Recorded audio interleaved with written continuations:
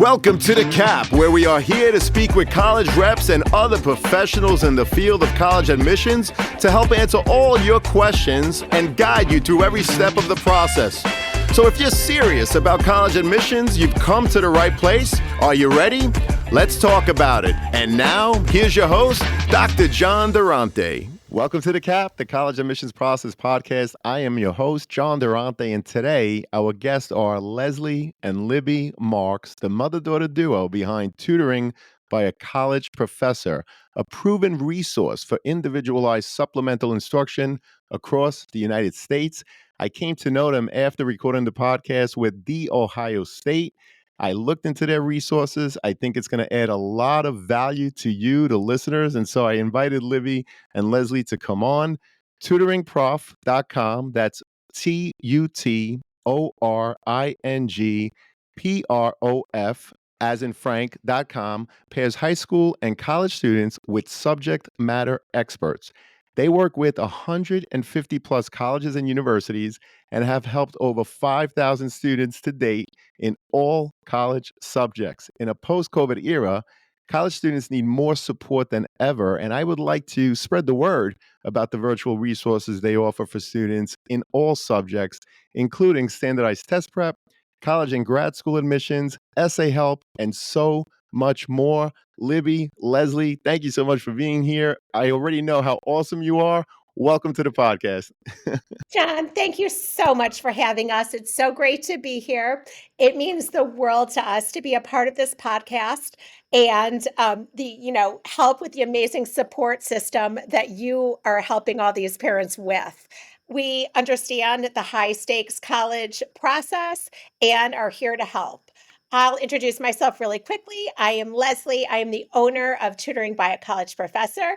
I am a graduate of The Ohio State University. It was such an amazing experience. It's such a wonderful institution. I have 3 students myself, actually. One is my youngest is Evelyn, and she is a senior at Vanderbilt studying chemical engineering. My son is a graduate of Vanderbilt University, and he is now a second-year medical student at Vanderbilt Medical School. And I will let Libby talk now about herself. Absolutely. Thank you, Mom. And John, thank you so much for having us here today. It's such a pleasure to be able to connect with you and your listeners. I'm Libby. I'm the Director of Operations for Tutoring by a College Professor, where I have the pleasure of working with my mom, Leslie, as well as 400 amazing tutors all across the U.S. and college students all across the country. We so enjoyed the episode with our dear friend Jill and Nancy from Ohio State. And I can attest, as a student who grew up in Columbus and whose dad was an Ohio State professor, that it is truly a very special institution. I personally went to Emory University. I graduated from their Goizueta Business School in 2020 during COVID. I concentrated in information systems and operations, as well as strategy and management consulting. I worked in consulting for a number of years before joining my mom, Leslie, full-time around a year ago, as Tutoring by a College Professor has gotten so busy. So with that, we're very excited to be here and to be able to connect with all of your listeners. Well, thank you so much. And again, it's an honor having you here. And you mentioned some special colleges or universities, and the work that you guys are doing is truly special, which is why we're here. So let's start by asking you to tell us about how you got started with this amazing business.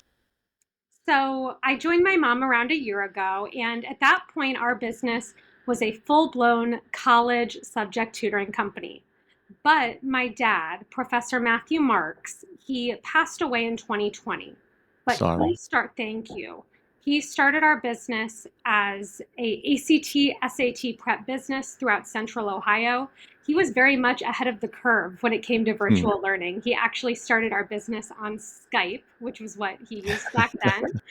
And today we use Zoom, but back then he used Skype. And he also connected with students all across Central Ohio and beyond, really instilling them with the skills to not only succeed on those standardized tests, but to develop those study skills that are so vital for college success. So my dad started the business then, and then in 2020, my mom and I, we really pivoted the business to focus a little bit more on college tutoring. My mom did an amazing job of onboarding 50 Ohio State graduate Wow. students and professors to take over my dad's load of students. And she can talk a little bit about sort of what they do today. Sure. So Matt's calling was working with young minds, and it meant the world to me to be able to support him in that. Both of my parents were both educators. My mom was a Head Start teacher for many years, and my father was the youngest high school principal in Ohio.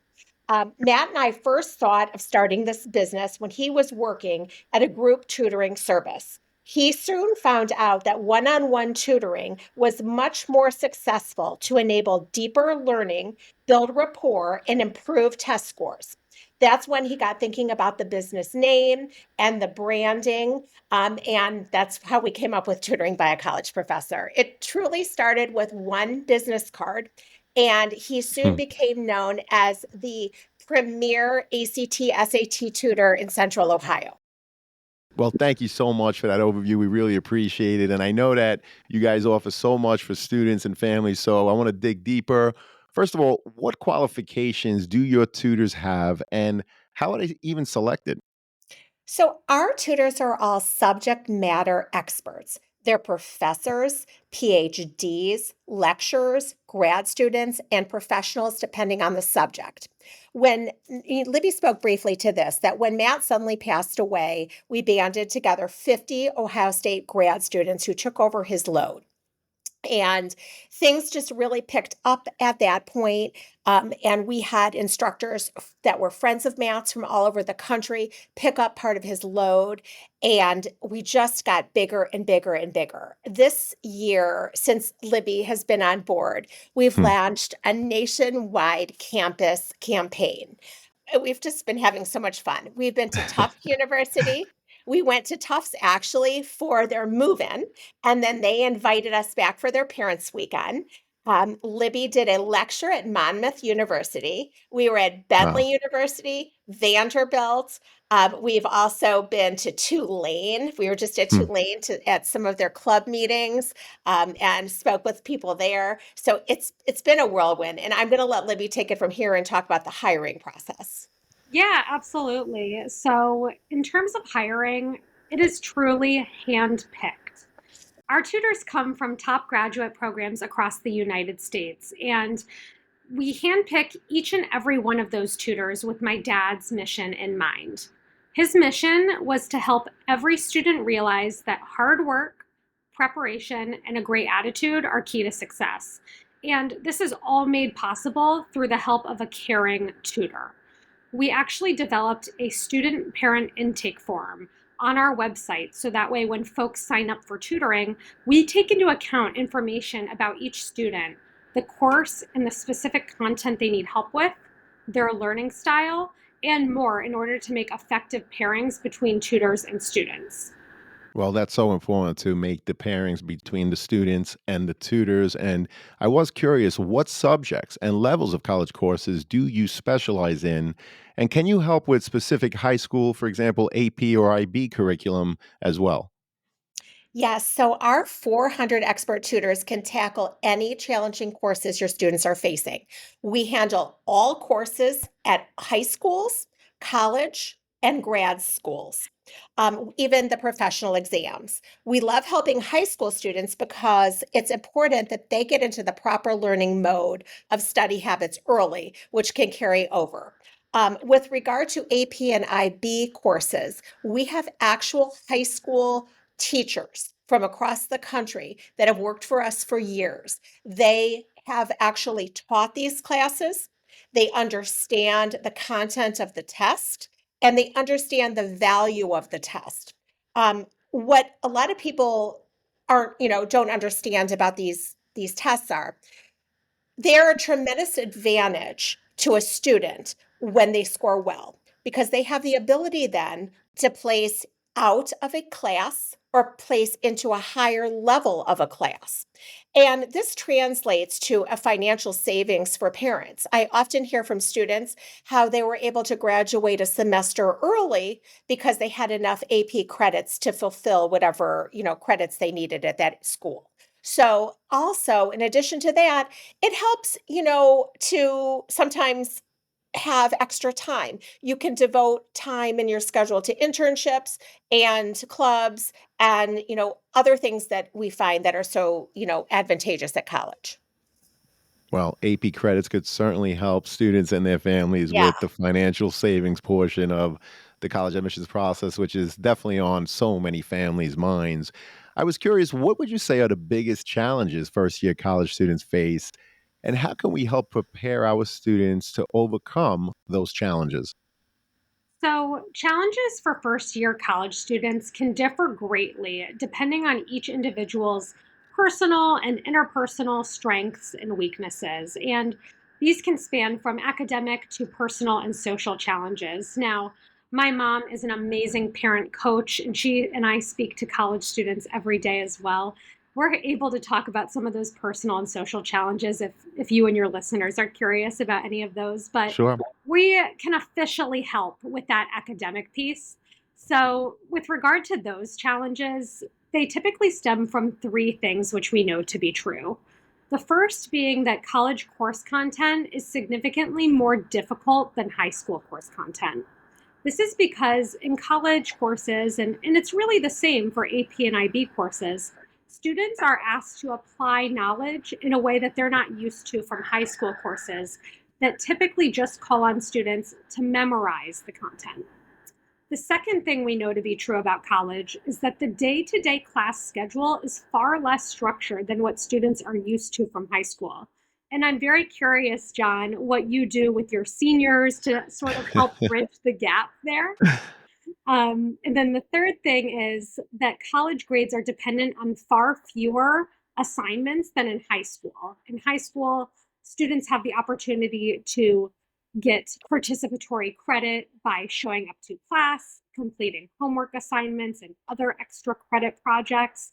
Versus in college, grades are much more dependent on exams, and homework and practice problems are intentionally given to students in order to master the material. So that way, when that test comes around, they're able to apply it in ways that they haven't been asked to. Well, I would say that study habits are obviously a very important piece of all of this. So, what can you tell us about strategies that you recommend to help students develop strong and consistent routines from that transition from high school to college?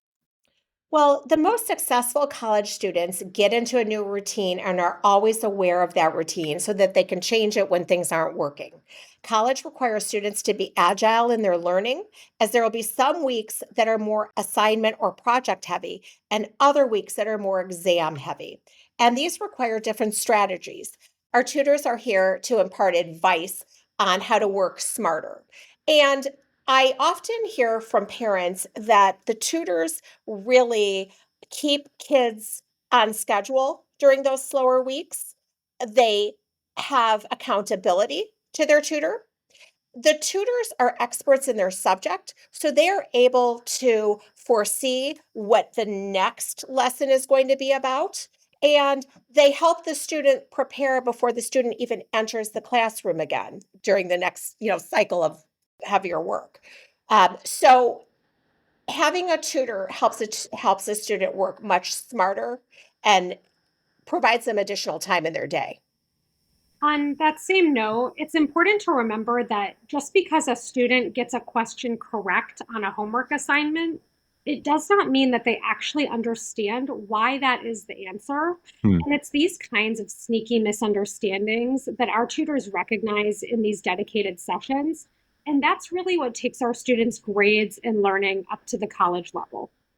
Right. And when it comes to grades, students need to keep in mind that although most of the course grade is exam dependent for the majority of courses, that does not mean you should skip class, readings, or homework. And as Libby said, these are all carefully selected to help with the test material. Well, we appreciate that. And I was curious, what about once a student is on a college campus? What resources would you say are usually available on campus for that continued academic support? Well, Colleges have amazing resources, and we are firm believers that students should take advantage of all of the resources on campus. That includes learning centers, writing centers, teacher assistant hours, professor hours. We are an additional resource to those. Keep in mind that some of these resources at some colleges tend to be packed and may not be accessible during the times that the student has to go there. There could be only a one slot for, math 115, and that Right. student has another class then.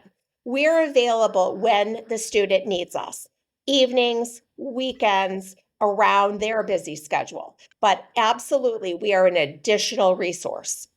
How about helping students with the balance once they're on a college campus between academics and, of course, hopefully they're having a great social life as well, right? But we want to make sure they find that balance. So, what could you offer in that area?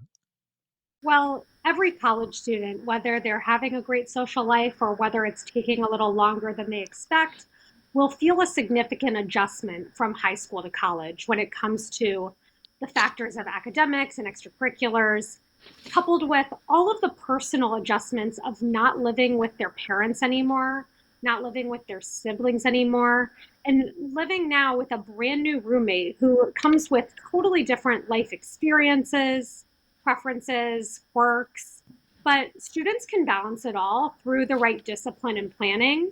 Here at Tutoring by a College Professor, we firmly believe that adulting has a learning curve, and we embrace that and we have the support for it. And my mom can speak to some of that. Sure. So, parents looking to help students in these areas have to walk a fine line, I think. You wouldn't believe how many calls I get where a mother is telling me that she's setting her own alarm clock to wake up Hmm. her student 4 hours away, right? So, we are here to help with those things too. Let us take the pressure off. We have executive functioning coaches available. We have different support so that the parent is able to be a supporter in the broad sense, right? The overall sense. I feel like parents should be involved in the big picture and help provide resources and be aware of how their student is feeling and all those kind of things. But they should never be involved in a day to day in in a way where they're texting a professor or they're calling a tutor. I feel like that is in the hands of the student at this stage of the game. Listen, I'm a mom too, and I've gotten those calls too where I've wanted to pick up the phone and be like, but we can't do those things. We provide the resources at Tutoring by a College Professor to let the student be a self advocate. One thing I would like to add too is that a student has lots of different folks on their campus whom they are able to rely on to help them balance these things from the start. First and foremost, the first person they will meet on campus is their residential advisor or their RA. As a parent, that would be the only person to speak to. That is the person who is living in their dormitory, who knows their student on a first name basis, and is there to help in the situations where a student is, I would say, in danger and Hmm. really needs true support from a parent. Otherwise, we believe that college is the time where students can learn in a safe environment how to be more independent. Well, we appreciate that. And that's why I had you guys on because this is far more than just a tutoring company. The amount of resources that you offer is truly inspiring. And I remember myself when I was in college many years ago, stressing out during midterm week and finals week, any exam time. So, what would you say are some effective ways to handle the stress and pressures of college, especially during those exam periods? Well, I feel, basic things are super important. 6 to 8 hours of sleep a night is one of those things. Um, Being involved in extracurricular activities that you did in high school that you want to continue doing in college. I think that's a great way to relieve stress. We always feel that college isn't a time for out with the old and in with the new, you're able to rely on your support system from home, your best friend from high school, a coach that was a mentor. That's all great. You're building new relationships and you're still keeping those old. Some kids feel overwhelmed because it's all new to them. You're not leaving behind the old stuff. This part is new. This is a new chapter, but you're bringing along everything else. Well, that's awesome. And how can students learn to manage their time effectively when they're away and alone for the first time and have to be responsible for their own schedules? Well, there's a reason why syllabus week at the very beginning of a semester is a whole week. And it's not so the student can just hang out in between classes and social. Well, it is sort of for that. But it's also for the fact that college requires significant planning, and it takes a full week to grab onto a physical calendar or a calendar app and plan out your week, your month, your day. Set goals for yourself, set biweekly reminders about long term assignments that you have. So that way, when the due date comes along or the test comes along, you're not cramming, you're not pulling all nighters. I also believe that it's important to treat college like a work day. Get out of your dorm room. If you start classes in the morning on Tuesday, Thursdays, and in the afternoon on Monday, Wednesday, Fridays, I would still encourage you to wake up and be ready to start your day by 9 a.m. like it's a work day. Not only will this help you to complete assignments when you are most fresh during the day, but it will also get you into the habit of a normal working schedule that will last you long after you graduate. I think it's also helpful to have accountability. If you have a roommate who can keep you accountable, a friend from class, or even your tutor, that can be very helpful in terms of planning. We always recommend that a student make a friend in each class so that they have somebody to study with, that they have someone to get the notes from. That's a huge advantage. And what would you say is the best approach to encourage our students to seek help if, in fact, they are struggling, right? Because college is not peaches and creams for everyone, especially from day one. So when they're struggling, again, what's the best approach there? What would you say? I feel like there's several, lines of help. And often when students talk to their peers, that is a strong support system. Moving forward with that, they have their TAs as a resource and they have their professors. And, adulting is hard and college is hard and life doesn't stop. College goes on, but life goes on too. My own kids had a challenge. Their father passed away during college. The resources that were available to those kids is what was tremendous, and it really helped them. And these professors and these TAs, they're people too, and they understand. So I think just talking and being a self advocate is a huge piece. Well, I really appreciate that. And, we talked about the parents a little bit earlier, but how much should we as parents stay involved in our child's academic journey once they're on that college campus? Well, as a mom, I can tell you, you want to hear from your kids every day. But I always tell this story, which someone told to me, and I continue to tell to parents. These kids call you and they tell you that something happened in their day that was challenging for them and they're upset for that minute. And that sticks with you the entire day. And you think about it the entire day and you wonder how they are. And 2 minutes later, their roommate came in and they went to Starbucks and they forgot about it. So I think it's Hmm, very important to know what is a big problem and what is something that is just part of the day. Not every day at home was fun, and not every day at college right, is going to be fun too. So I right. think that's a big piece of life. We all see all the social media and the kids think that every day, it's a football day and a party, but it's just not like that. So that's one thing. But again, I just think following through the lines of help, the peers, the TAs, the professors, the RA. Thank goodness on these campuses, there's plenty of mental health resources if your student needs that. Um, they're amazing at these schools. So I just think that, your student succeeds and they chose their school for a reason, and you have provided support for 18 years, and now they're ready to do some work on their own. Absolutely, and those are great pieces of advice. And are there any signs of academic burnout that we should watch for and be aware of? And how can we support them through it? So, like my mom said, I think that most of the time, a bad day is just a bad day, and students have the strength and are able to put it behind them.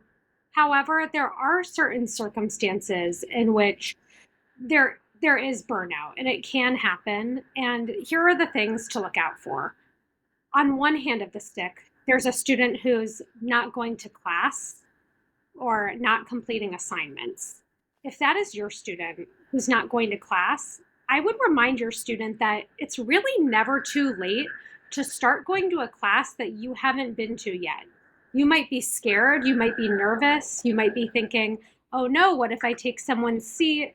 What if the professor calls me out? I can assure you that nobody will single you out, and the professor will be happy to see you there and happy to help you catch up as best as they can. If you have a student who's not completing assignments, that could be for a number of reasons. There might be a deeper issue that could be solved through counseling or problem solving, but there could be a deeper issue there that could be solved through counseling, or maybe their career aspirations have changed. Maybe they just aren't understanding the material and they feel it's too late to catch up, or other external factors. On the other hand, you might have a student who is typically a very successful student who now has become overly competitive with classmates in terms of grades and ranks, or has become obsessive over one class or one professor and is foregoing other classes, foregoing exercise, sleep, or other important factors to be a successful college student. Well, that's awesome. And what other skills would you say, aside from the academic ones, are essential for college students to succeed in their coursework?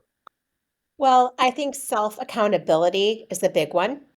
I think self advocacy is huge. I think that's very important. I think that's important in all stages of life. Social skills. I think that a lot of kids need to know how to have a budget.